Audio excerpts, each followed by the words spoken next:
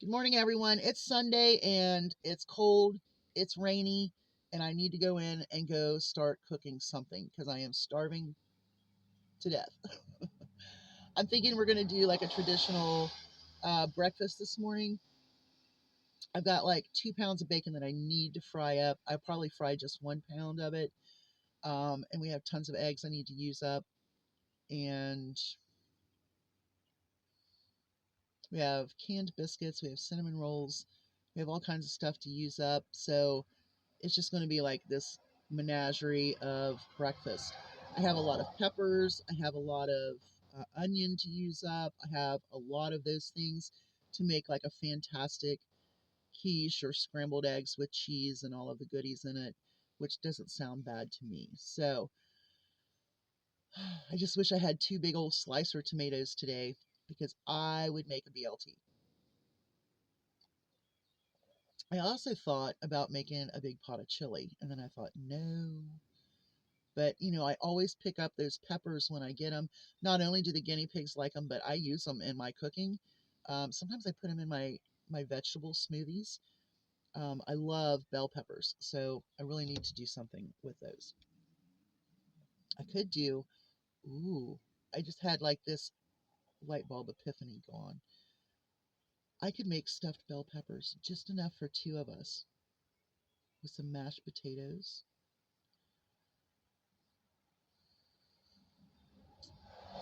It doesn't sound like a bad idea. And as a matter of fact, as the more I think about it, let me go ahead and say this when I said that. If you cut your bell peppers first and just put them in the microwave for a minute, maybe 2 minutes, check on them. Don't let them get too good. You can let them get really, really pliable before you start baking. And then that way you don't have that crunchy pepper. Now, I personally like that, but my husband is like really fussy. And so what I do is I put my bell pepper in the microwave with a little water and I soften it up just a little bit before I stuff it and bake it. Especially when you get the really thick ones. You know what I'm saying? Just try that. All right. Man, that sounds really good, but I think I want something a little quicker than that. All right, so let's get to this. I wanted to talk about this yesterday, but I could not get the sound to work on this tablet. Now remember, this is the tablet, if you follow me, that went into the dishwater and that we dried in rice for, I don't know, several days because it was submerged. My Great Dane knocked it off and into the dishwater. So, yeah, this is the one. So I went ahead and I ordered a different one yesterday, and I didn't cancel that order when I got this one to work again because who knows when this one is going to quit. They're very cheap tablets. And so I ordered the one and I'm just going to keep it and put it away until this one doesn't work at all. I did pull another one out that I got before this one. Now I did buy one to replace this one, and I think I dropped it and broke it because it was a little bigger, and I don't know. I just had a lot in my hands, and so this one has been replaced once before. I'm telling you. Now, something else that I really wanted to order was an egg candler, and I really do need an egg candler. I was going to get one like 2 years ago, and I just never did. And normally I'm fine with just seeing if there's an air sac and so on and so forth. Like today would be the day to start really looking at those to see what's going on. Um, but I have such hard and I have such dark shells. And as I progress to get darker shells with my bloodline, they're harder to see. They're really harder to see. So I really need an egg handler. I haven't decided how I want to do this yet. I just need to look at them and see what I need. But that's something I should order as well. I don't know if they're made in China or not. I don't know. All right. I don't even know how to start this. I'm going to go back to the topic that I was going to do yesterday because I am just really confused at people um, supporting Trump's Pope picture. I'm That's crazy. That's crazy stuff. He's nuts. He's done lost his mind.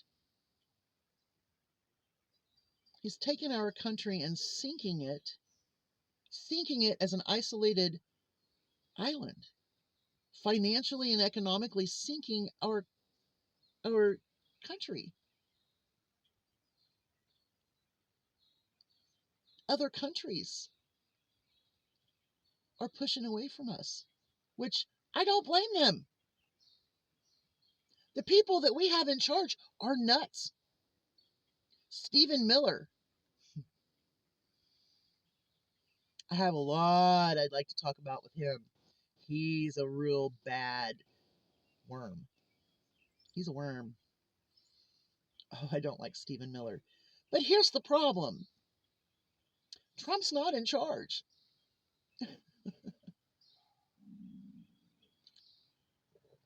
He's not mentally capable of being in charge. It's Stephen Miller and everyone else that's in charge of Donald Trump. He just likes being glorified and being the vessel for you all. But he's lost his ever-loving mind. Not that he had a great one to begin with, because really, he can't understand where you're coming from. The war on Christianity has always been this befuddling thing to me. No one has ever stopped any Christians from being Christians. We just wanted them to stop pushing their agendas on people who did not want to live in the same world that they live in, the same bubble. I don't care what people do in their bedroom. Christians do, and they want to change laws. I don't care what color your mate is. I don't care what color your skin is. I don't care if you are a gender that you're not, or a gender that you used to be, or a gender that doesn't bother me. Who you love, who you want to be with, how you want to dress, or how you want to change your body, that's not my business. It doesn't bother me, but it bothers Christians. It bothers Christians that want to change our politics into a Christian nation. And I had a responder, a commenter, who said that's not true. Abortion is a Christian issue. It's not an issue with people that understand that it's women's health that's more important than your religious belief. It's people who are transgender who now have to do stuff with their driver's licenses in some states. It's schools that are going to be taught Christianity, and according to Stephen Miller, be forced or taught to be loyal to America, or whatever he said. Gosh, I'll tell you what, I really have a hard time with Stephen Miller. I really do. I can't stand him. Nope. Whenever I see him, I just get angry. I do. He's just a worm. But yes, Christianity through politics and legislation is being forced on our country. And that's part of Project 2025, to make this a Christian nation. And so to that commenter, I have to say, That's very ignorant of you to say that Christianity has not been put into legislation. When these representatives put in these bills to post the Ten Commandments, to teach the Bible in classrooms, that's putting Christian religion into politics. And it's very annoying when people try to deny that. Trump is the least Christian human being that ever walked this earth, in my opinion, because he's using Christianity as a way to draw you in for his support, but he could care less. He's a criminal. He's a sexual abuser, a predator, a horrible failed businessman, a fraudulent person. But he has drawn you in using those keywords of Christianity and allowing things to happen through the states to put in Christian legislation. You know, I heard the war on Christmas for so long. I was so like, what? You can't be respectful of people of other religions? If you know someone is not Christian, you say season's greetings,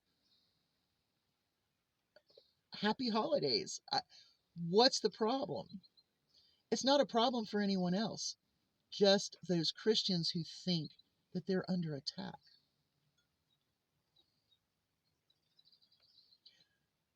The Christianity Trump MAGA cult is dangerous to the rest of us.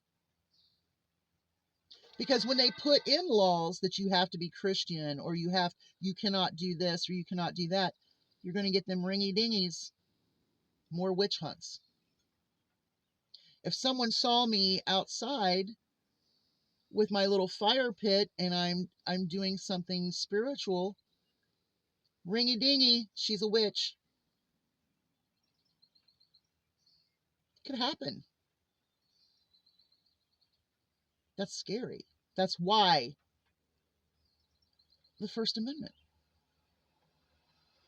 And they're also trying to take away press and media that speak the truth about our criminal king. This is a crazy time. And do you realize that other countries are seeing this? That's why Australia, Canada, and so many other countries have thrown that MAGA light kind of political system out. It's too dangerous. And I would like to say to the hooty tooty people who only think preppers are MAGA and anti-government, wake up. If you're stocking your shelves and you're making sure that you're getting those things you need now, you're a prepper. You're becoming prepared. If you had ancestors that grew gardens and canned and did all of those things, they were preppers. They were prepared for the next season. They were prepared to go through winter. So don't let definition cloud how you speak to people, because it kind of makes you a hypocrite. And I'm finding that in a lot of liberal areas of YouTube. Preppers don't like me because I'm not MAGA, and because I can see through the BS of the MAGA cult. But then I have liberals or Democrats or independents or people that are talking out against Trump, talk out bad about the word prepper, the title prepper. It's kind of hypocritical, don't you think? Just saying. But Pope Trump, very, very disrespectful, needs to be taken seriously. But I do know that Christians, the evangelistic MAGA cult Christians, I mean, you have to really get that right, or you're stepping on toes.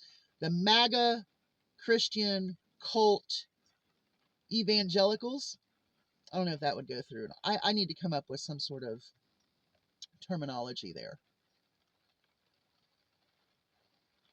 You're okay with it because you don't like Catholics anyway, right? I grew up in the church. I know. I know. There's a lot of tension taught to the Protestant evangelicals against the Catholic religion. So you don't care. You don't find that disrespectful.